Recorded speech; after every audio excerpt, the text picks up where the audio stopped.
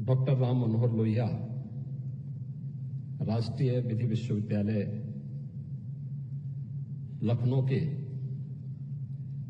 तृतीय दीक्षांत समारोह के मुख्य अतिथि, भारत के सर्वोच्च न्यायालय के मुख्य न्यायाधीश माननीय न्यायमूर्ति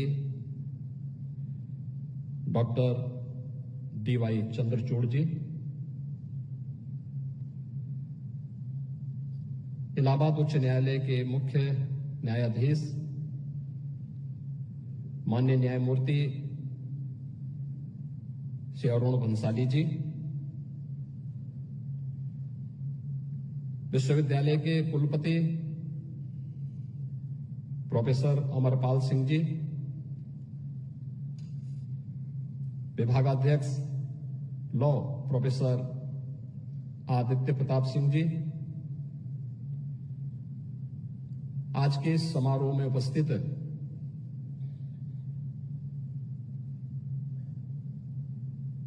इलाहाबाद उच्च न्यायालय के हमारे सभी माननीय न्यायमूर्तिगण, विश्वविद्यालय के विभागाध्यक्षगण, उत्तर प्रदेश के उच्च शिक्षा के मंत्री श्री उपाध्याय जी, मुख्य सचिव,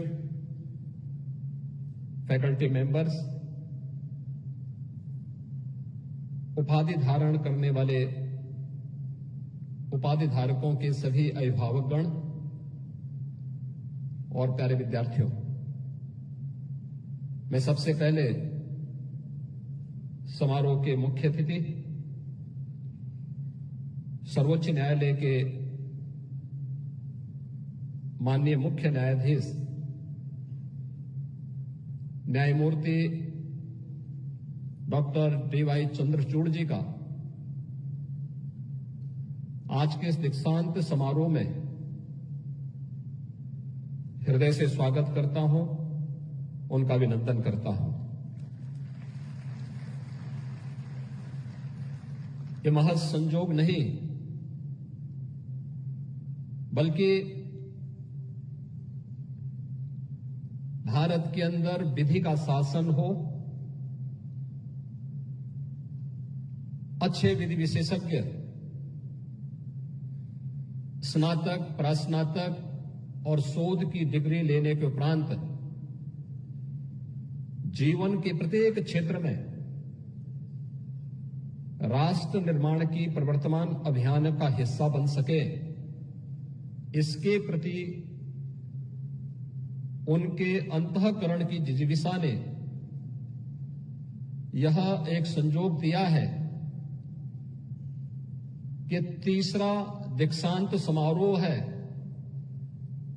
और इससे पहले के भी 2 दीक्षांत समारोह के मुख्य अतिथि के रूप में आज के भारत के मुख्य न्यायाधीश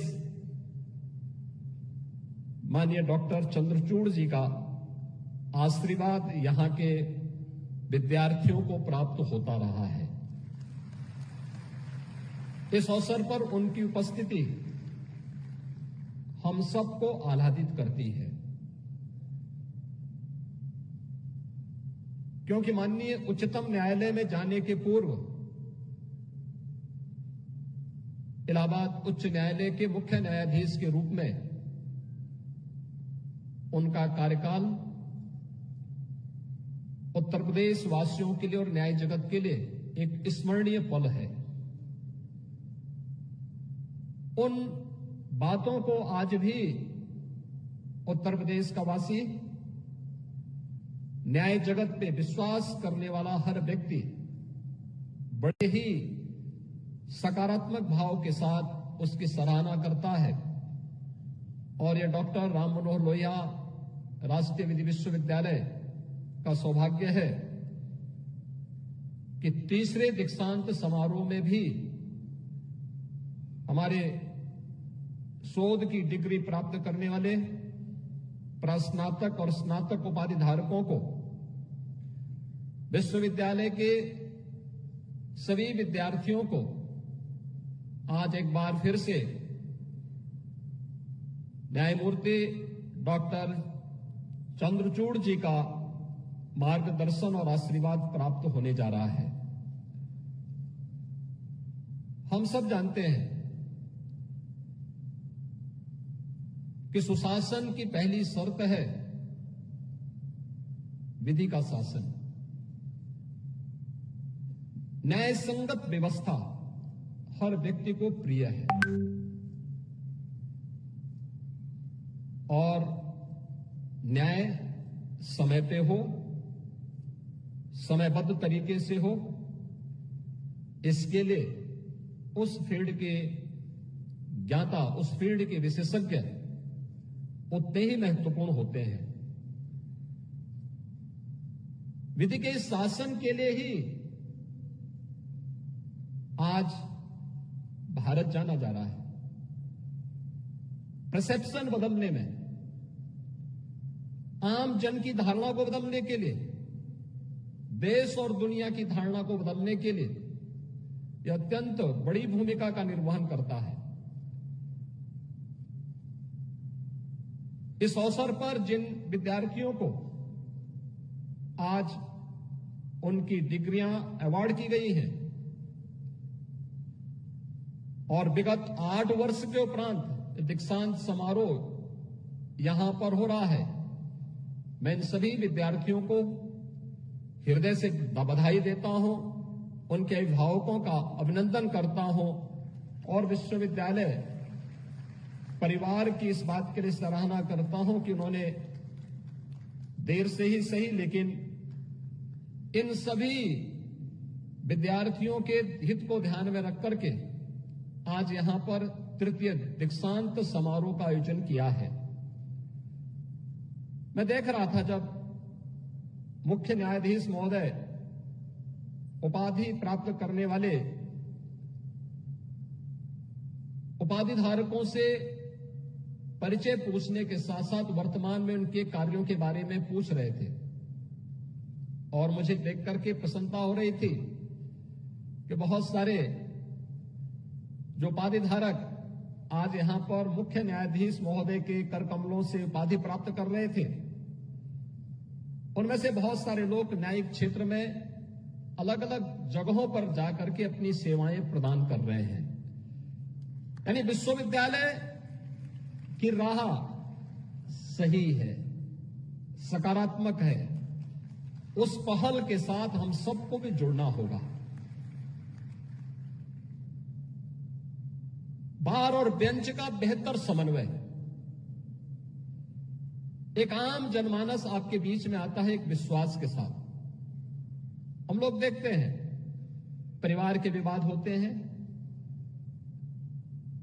लेकिन जब वह परिवार के विवाद को लेकर के बहुत बार तो छोटे छोटे विवाद होते हैं, लेकिन परिवार का ही विवाद जब आगे बढ़ता है, वो भले ही परिवार के किसी सदस्य के कहने पर न मानता हो, लेकिन जब वह किसी अधिवक्ता के पास जाता है तो अधिवक्ता जहां पर उसे साइन करने के लिए कहता वो साइन कर लेता है, आंखें बंद करके साइन करता है, क्योंकि उसका एक विश्वास है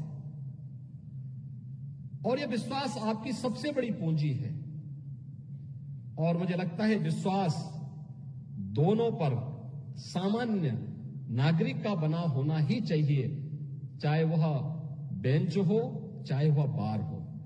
इस विश्वास पर खरा उतरना हम सबकी सदैव सबसे बड़ी चुनौती रही है, क्योंकि बदलते हुए परिवेश में, बदलती हुई परिस्थितियों में लोगों की आवश्यकताएं, लोगों के अपने तौर तरीके, टेक्नोलॉजी, ये बहुत सारी चीजें हैं जो व्यक्ति को भी, व्यवस्था को भी और समाज को भी बदलती है। लेकिन बदलाव की राह क्या होनी चाहिए, वो सकारात्मक है या नकारात्मक, ये हम सब पे तय करता है। और मुझे लगता है कि सकारात्मक राह हमारी होगी तो आपकी राह न्यायिक जगत ही नहीं, जीवन के प्रत्येक क्षेत्र में बहुत ही उज्जवल होगी। अगर नकारात्मक होगी तो नकारात्मक राह न आपके व्यक्तिगत हित में होगी, न समाज के हित में होगी और न अंततः राष्ट्र के हित में ही हो पाएगी। और मुझे लगता है कि वह स्थिति हमको स्वयं भी तय करनी पड़ेगी। एक पुरानी कहावत आती है कि परिवार के हित में व्यक्ति को छोड़ना पड़े तो हमें उसमें परहेज नहीं करना चाहिए। गांव के हित में परिवार को छोड़ना पड़े तो हमें उसमें भी परहेज नहीं करना चाहिए। और अगर समाज के हित में गांव से परहेज करना पड़े तो भी हमें उसकी परवाह नहीं करनी चाहिए।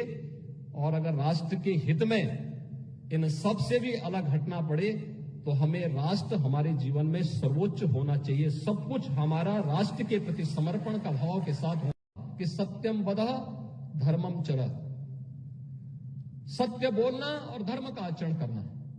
धर्म का आचरण, धर्म उपासना विधि नहीं है, धर्म नैतिक मूल्यों का, सदाचार का और हमारे कर्तव्यों का एक पर्याय है जो देश काल और परिस्थितियों से प्रभावित होकर के हम सबको सम और विषम परिस्थितियों में अपने कर्तव्य के प्रति लगातार आगाह करता है। अपने कर्तव्यों के प्रति सजग होकर के कार्य करना, यही हमारा धर्म है। और वह भी राष्ट्र को साक्षी मान करके अगर हम कार्य कर रहे हैं तो सचमुच हम लोग अपने उन ऋषि परंपरा का, भारत की उस समृद्ध परंपरा का प्रतिनिधित्व करते हुए अपने आप को उसका उत्तराधिकारी कह सकते हैं, जिसने हजारों वर्ष पहले ये उपदेश उस कालखंड के भी युवाओं के लिए, उस समय के विकसित होने वाले स्नातक के लिए ये उपदेश उस समय रचे थे। और आज भी हम तैत्तिरीय उपनिषद को दीक्षांत समारोह का साक्षी मान करके उसके अनुरूप अपने कार्यक्रमों को आगे बढ़ाते हैं। प्राचीन गुरुकुल की परंपरा में दीक्षांत समारोह एक समावर्तन समारोह के रूप में होता था। उस समय यह मान्यता थी कि जो भी यहां से स्नातक निकलेगा वह इतना परिपक्व होगा कि सारी परीक्षाओं को पास करके अपने भावी जीवन को आगे बढ़ाएगा। तो एक समावर्तन समारोह हुआ करता था। ये परीक्षा के पूर्व होता था, क्योंकि परीक्षा का मतलब अब तो उसको पास होना ही है अपने भावी जीवन के, और आशीर्वाद आप सबको प्राप्त होने जा रहा है। उनके कर कमलों से आज के इस दीक्षांत समारोह में डिग्री अवार्ड हुई है। आपके जीवन को एक यादगार क्षण बनने जा रहा है और आपके लिए एक भावी जीवन का एक पाथे भी इसके माध्यम से निकलने वाला है कि अगर हम भी अपने जीवन में बिना किसी चुनौती की परवाह के बगैर उसके अनुरूप अपने आप को ढालेंगे तो उसका परिणाम हमारे हित में सुखद होगा, हमारे समाज के और देश के हित में सुखद होगा। हम भी जीवन के प्रत्येक क्षेत्र में जाकर के बहुत कुछ नया कर पाएंगे।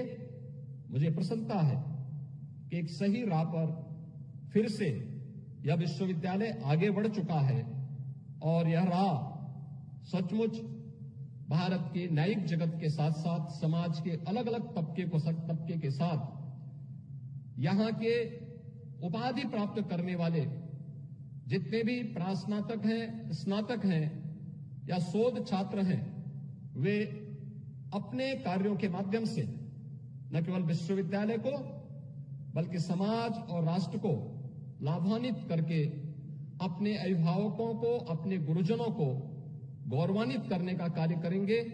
एक बार फिर से मैं उपाधि धारण करने वाले सभी यहां पे शोध छात्रों को, सभी प्रास्नातक छात्रों को, सभी स्नातकों को हृदय से बधाई देता हूं, उनके अभिभावकों का अभिनंदन करता हूं, विश्वविद्यालय परिवार को धन्यवाद देते हुए आज के समारोह के मुख्य अतिथि भारत के मुख्य न्यायाधीश माननीय डॉक्टर डीवाई चंद्रचूड़ जी का इस समारोह में आने पर हृदय से स्वागत करता हूं, अभिनंदन करता हूं।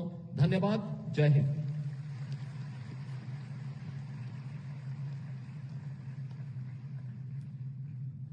धन्यवाद माननीय मुख्यमंत्री जी, हमें अपने उद्बोधन से अनुग्रहित करने के लिए। Now the much anticipated convocation address will be delivered by the Honorable Chief Justice of India, Honorable Dr. Justice D.Y. Chandrachud ji. I request the Honorable Vice Chancellor to invite the Honorable Chief Justice of India, Honorable Dr. Justice D.Y. Chandrachud ji, to deliver the convocation address. Honorable Sir, I humbly invite the Honorable Chief Justice of India, Honorable Dr. Justice D.Y. Chandrachud ji, to address the convocation ceremony of the university.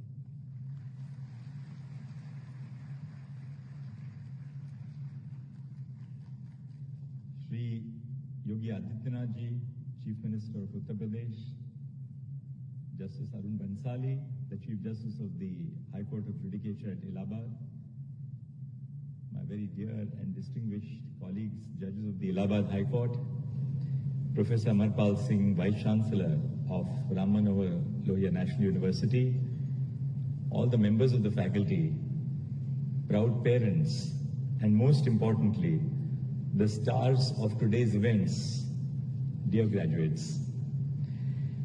I'm delighted to be present here today at the convocation ceremony of the Dr.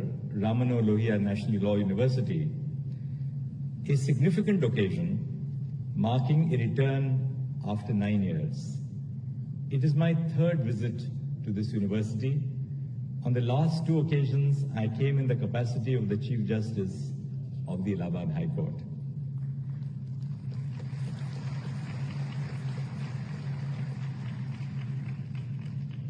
I'm also coming back to the city of Lucknow in an official capacity after 8 years, though I came here 2 years ago in a very personal capacity. Coming to the convocation ceremony has given me a chance to reconnect with my colleagues at the Allahabad High Court. In my journey as a judge over the last 24 years, I continue to cherish the time I spent at Allahabad and Lucknow. I said to my colleagues last evening that working here for nearly 3 years gave me an understanding of the heart and soul of the country that Uttar Pradesh is.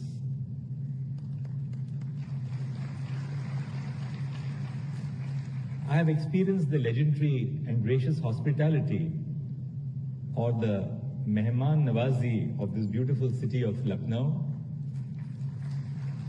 ever since I landed yesterday.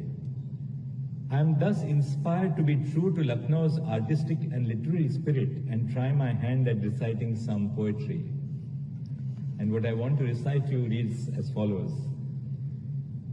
जो अब्र यहाँ से उठेगा वो सारे जहां पर बरसेगा, जो अब्र यहाँ से उठेगा वो सारे जहां से बरसेगा, हर जू ए रवां पर बरसेगा, हर कोह एक गिरा पर बरसेगा.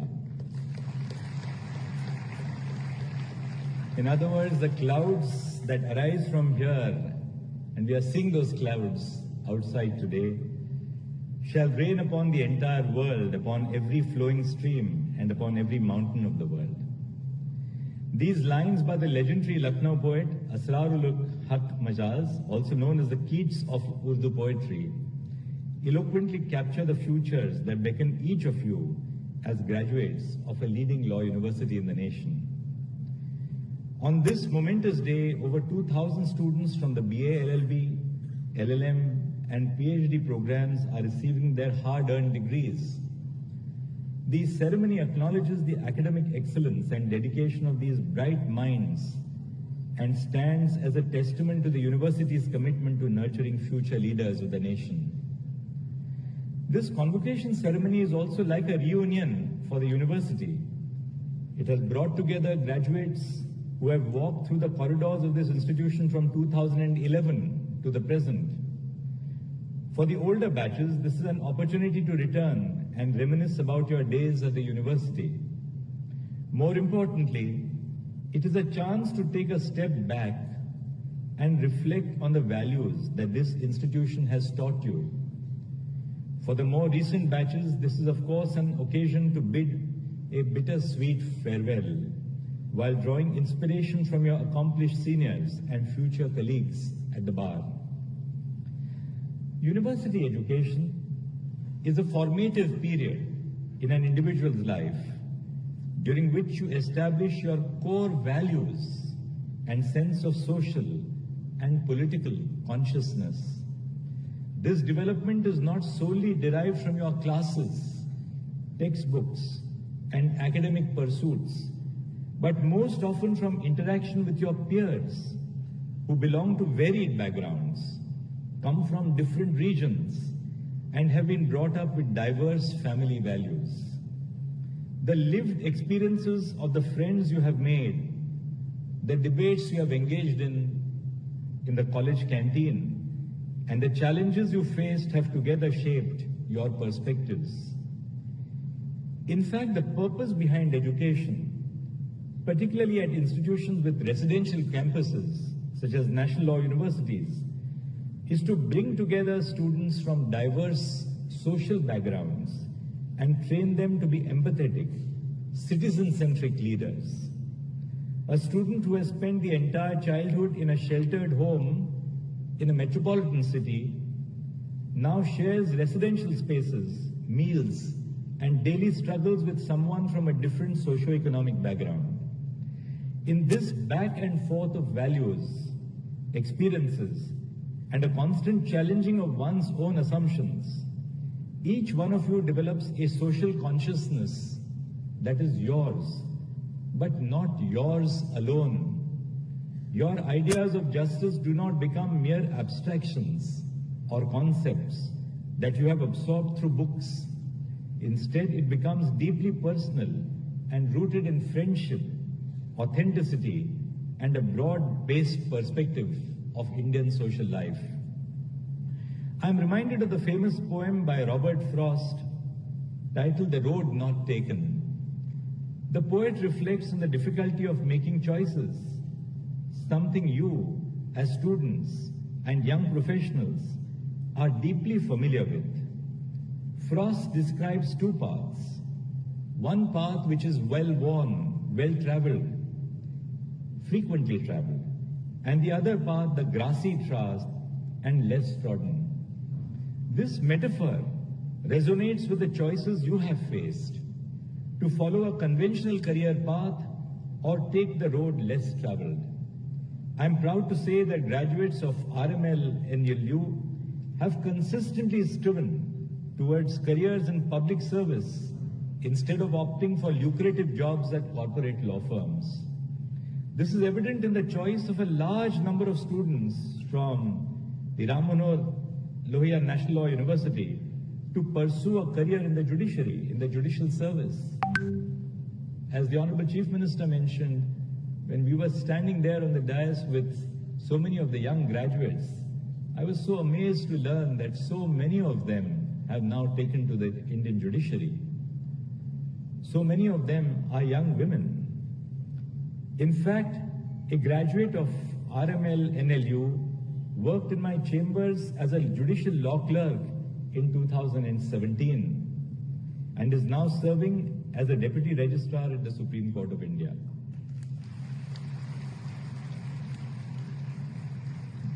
Before clerking with me as a judge of the Supreme Court, he was an intern in my office. After having completed his clerkship, he went on to do his postgraduate degree at Harvard Law School and has now returned to give back to the Indian judiciary. I have witnessed with great admiration the dedication with which he has made a difference to our court and strategically advocated for the causes he believes in. Frost's concluding lines capture the essence of such choices. Two roads diverged in a wood, in a forest, and I took the one less traveled by, and that has made all the difference. Your education at RML NLU has provided you with a strong foundation, but it is your willingness to evolve and your ability to embrace change that will truly define your success. As Virginia Woolf famously wrote, a self that goes on changing is a self that goes on living. the essence of life is change. Whether you look at it in a biological sense, whether you look at it in a legal sense, or whether you look at it in a spiritual sense. Remember, the law is not a static field. It evolves with society, reflecting its changes and addressing new challenges. As judges, with our gray hair, we too continue to change and evolve, even when we are perhaps almost double your age. My companion judges and I were once tied to traditional modes of adjudication, relying on bulky paper files. Every Sunday and Thursday, in anticipation for the Monday reading and Friday reading, my staff in the office would carry 80 to 100 files on their shoulders. However, courts today have embraced technology to increase access to justice and bring litigants closer to the courtroom. I run a completely digital and paperless court. Similarly, we stay abreast of evolving areas of law that have significantly changed since our days as law students and lawyers, including issues involving artificial intelligence and technology-related disputes. To remain true to our role as guardians of our transformative constitution, we continue to learn and unlearn to keep up with the ever-evolving social values. On today's occasion, I also wanted to share my thoughts on something that I have been thinking about for some time now. How can we make law and legal education accessible to millions of Indian citizens? हमारा देश विविधताओं का देश है, चाहे भाषा के आधार पर हो या फिर क्षेत्र के आधार पर। उत्तर प्रदेश में ही अलग अलग बोलियां हैं, डायलेक्ट्स हैं। जहां लखनऊ में हिंदुस्तानी सुनने को मिल जाती है, वहीं पूर्वी उत्तर प्रदेश में भोजपुरी भाषा का असर और प्रभाव है। ऐसी स्थिति में मेरे मन में यह सवाल उठता है कि न्याय और संविधान के मूल्यों को जन जन तक कैसे पहुंचाया जाए। कानून क्षेत्र में अंग्रेजी भाषा पर जोर दिया जाता है। सुप्रीम कोर्ट और हाई कोर्ट के मामलों की सुनवाई अंग्रेजी भाषा में होती है।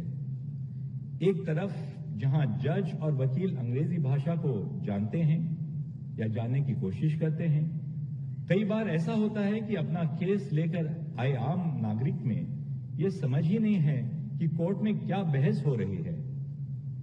भारत के मुख्य न्यायाधीश के रूप में मैंने ऐसे कई निर्देश दिए हैं, स्कीम्स अपनाई हैं, जिससे न्याय की प्रक्रिया को आम लोगों के लिए आसान बनाया जा सके। उदाहरण के तौर पर सुप्रीम कोर्ट द्वारा अंग्रेजी में दिए गए निर्णयों का भारत के संविधान में प्रचलित विभिन्न भाषाओं में अनुवाद किया जा रहा है, जिससे आम जनता भी समझ सके कि निर्णयों में आखिर लिखा क्या गया है। आज 1950 से लेकर 2024 तक सर्वोच्च न्यायालय के 37,000 निर्णय हैं, रिपोर्टेड जजमेंट्स हैं। सारे 37,000 जजमेंट्स का हिंदी में अनुवाद हो गया है और ये सेवा सब नागरिकों के लिए मुफ्त सेवा है, डिजिटल एससीआर के रूप में। तो मैं आपको आग्रह करूंगा कि इसका आप जरूर उपयोग कीजिए, और ताकि आपकी बहस ना ही ज्यादा इफेक्टिव रहो, प्रभावशाली रहे, पर जो आपके पीछे क्लाइंट बैठा है, नागरिक बैठे हैं, उनको समझ में तो आ जाए कि आप क्या बहस कर रहे हैं। इसी तरह मैं यह अक्सर अपने सहयोगियों एवं देश के तमाम शिक्षाविदों से विचार विमर्श करता हूं कि कैसे कानून की पढ़ाई को सरल भाषा में पढ़ाया जा सके। जैसे कि संविधान के अलग अलग प्रावधानों में कुछ नियम और बुनियादी सिद्धांत हैं, जिसे अंग्रेजी में हम कहते हैं equality, liberty, dignity, due process. हम उन सिद्धांतों को इंग्लिश में अच्छे से पढ़ाते हैं, पर हम अक्सर क्षेत्रीय भाषाओं में उन सिद्धांतों को समझाने में खुद ही असहज पाते हैं।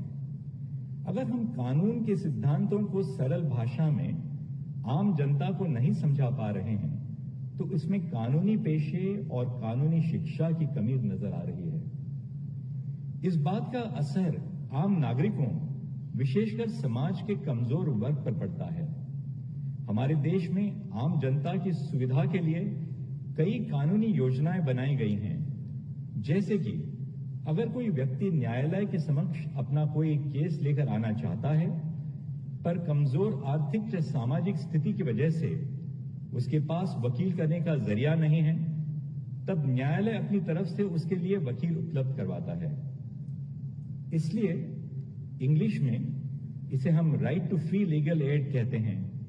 इसी प्रकार अगर किसी व्यक्ति पर कोई कानूनी मुकदमा होता है और उसे जेल भेजा जाता है और उसके पास खुद का वकील करने के पैसे नहीं होते हैं, तब भी उसे मुफ्त कानूनी सहायता प्रदान करने की प्रक्रिया हमारे संविधान के प्रावधानों में निहित है। इन योजनाओं के बावजूद अगर हम उस व्यक्ति को सरल भाषा में उसके अधिकारों के बारे में नहीं बता सकें, तो यह योजनाएं अधूरी साबित रहेंगी। मैं एक और उदाहरण देता हूं।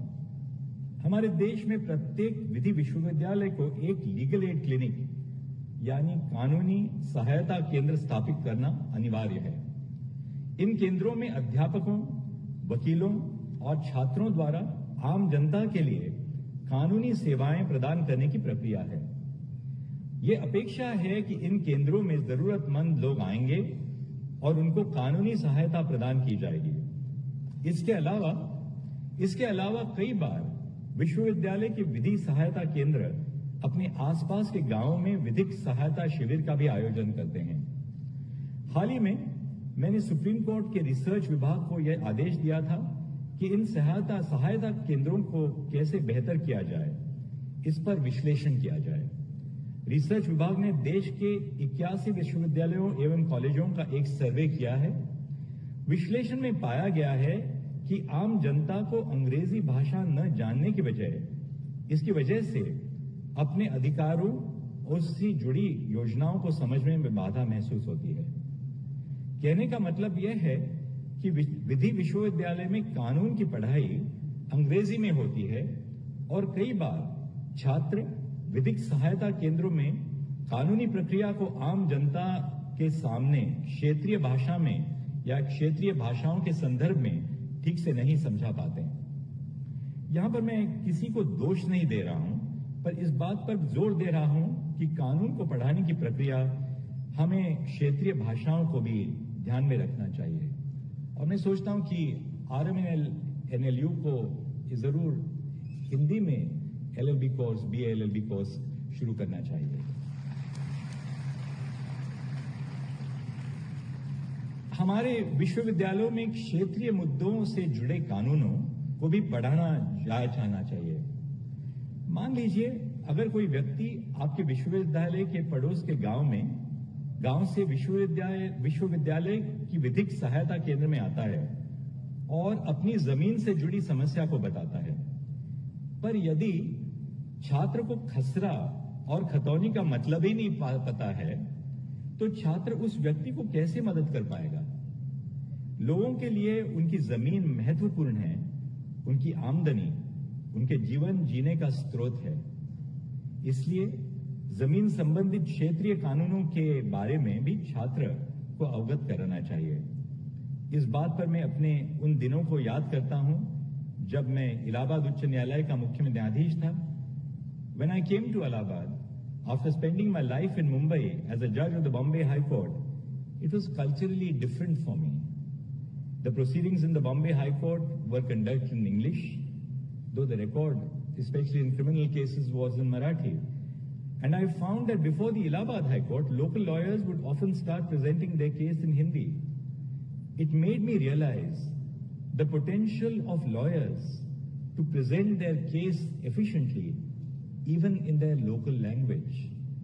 When you hear a criminal appeal and you are dealing, say, with a case of murder or assault, unless you understand in Hindi the nature of the weapon and the manner in which it was yielded, how will you understand the evidence in the underlying record? English cannot translate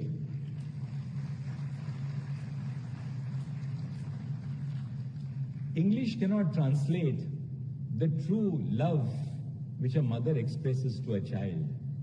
At the other end of the spectrum, English cannot translate a crime committed in a fit of passion between two agriculturalists who are neighbors. Uttar Pradesh आकर मुझे एहसास हुआ कि लोगों के लिए उनकी जमीन कितनी महत्वपूर्ण है। मैंने देखा कि कानूनी भाषा में ताल या तलैया का क्या मतलब और महत्व है। इसलिए एक वकील को किसी भी कठिन से कठिन कानूनी सिद्धांत को सरल भाषा में आम जनता को समझाना आना चाहिए। इसके लिए हमें शायद कानूनी शिक्षा के तरीकों पर पुनर्विचार करना होगा। इसमें हम तकनीक का भी सहारा ले सकते हैं और विश्वविद्यालयों में आपसी समन्वय की अपेक्षा भी कर सकते हैं। कई विश्वविद्यालय मिलकर कानून के विषयों में से संबंधित टीचिंग मॉड्यूल्स सरल भाषा एवं क्षेत्रीय भाषा में तैयार कर सकते हैं। कानूनी प्रक्रियाओं और सिद्धांतों को हम ऑनलाइन वीडियोस के जरिए अपने छात्रों और आम जनता को समझा सकते हैं। मैं दोहराना चाहता हूं कि मैं ये नहीं कह रहा हूं कि कानूनी शिक्षा से इंग्लिश को हटा देना चाहिए। मेरा तात्पर्य यह नहीं है, बल्कि अंग्रेजी के साथ साथ क्षेत्रीय भाषाओं को भी अपनाना चाहिए।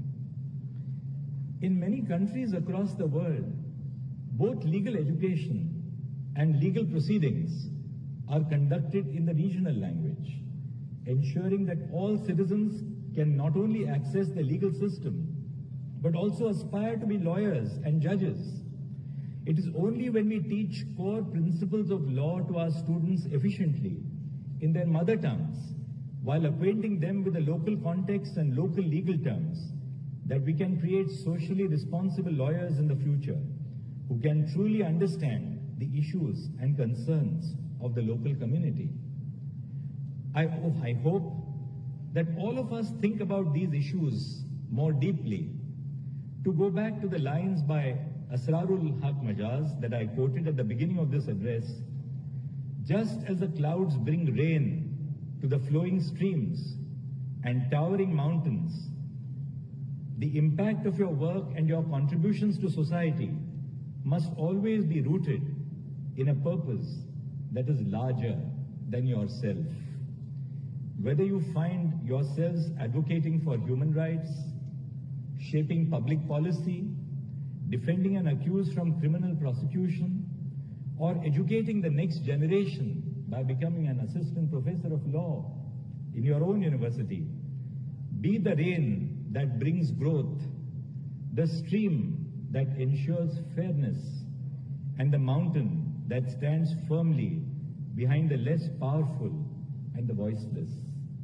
Above all, do remember that while you focus on yourself, you must also learn to surrender yourself to the larger divinity and the larger eternity.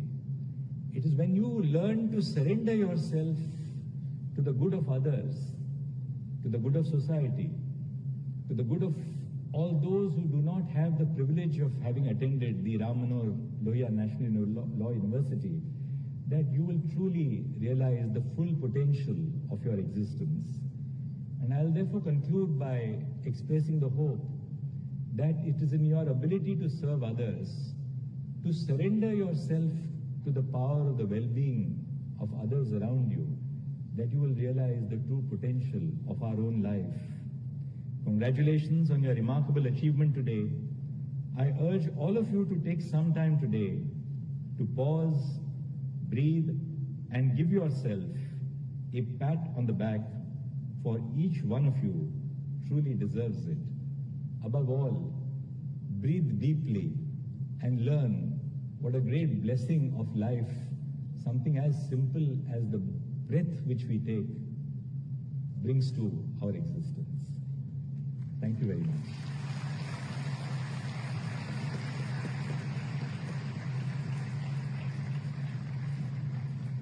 Thank you so much, Honorable Sir. As a token of our appreciation, a memento will be presented to the esteemed dignitaries on the dais. Now, I request Honorable Vice Chancellor to present the memento to the esteemed dignitaries on the dais. Dr. D.Y. Chandrachud जी, माननीय मुख्य न्यायाधीश सर्वोच्च न्यायालय मुख्य अतिथि,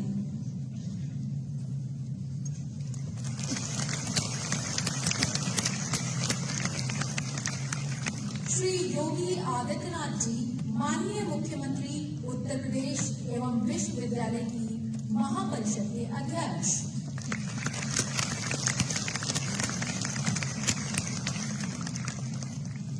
श्री अरुण भंसाली जी, माननीय मुख्य न्यायाधीश उच्च न्यायालय इलाहाबाद,